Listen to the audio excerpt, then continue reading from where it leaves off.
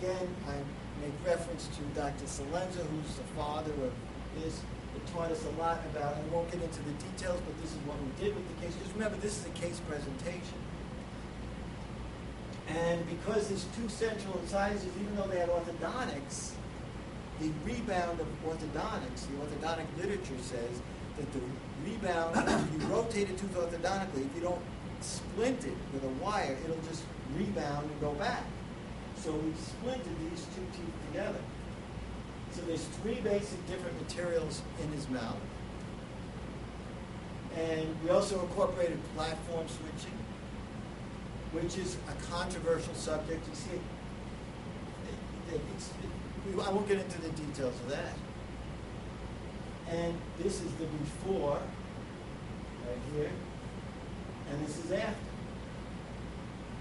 And you can see the crowding the case was set up orthodontically, and then by Dr. Wise, and then periodontally, Dr. Reiser did that, and then he came to me, and with a team of my office and the laboratory, and a few team of other people that I use for my network of support, we provided him with this result.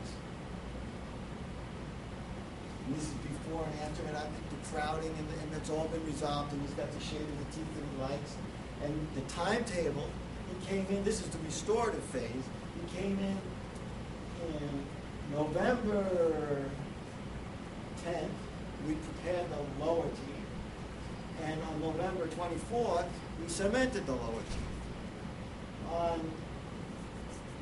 March 6th, we prepared the upper teeth. And the reason there was a big time lag was to wait for the implant that he had in number 12 position. And in March 30th, we tried in the upper teeth. We were going to cement them that day, but we decided that there were a few things that I won't get into the technical things, but we did what we call a bisbate try-in with the upper teeth because of the aesthetics. And then on April 10th, we cemented it. So it was just fine business. And there he is. Actually, he sent on one of his emails when he punched it into the BlackBerry, and he would sit there in the appointments. He virtually never called on the phone. Everything was on that computer, all the emails. In any case, he gave us an unsolicited testimonial, which you can read. Things are going well. I worked great, as well as I could. Somebody actually said to me, they love your smile, and I'm flossing. So sleep well, because I told him to floss. If only I were young and single.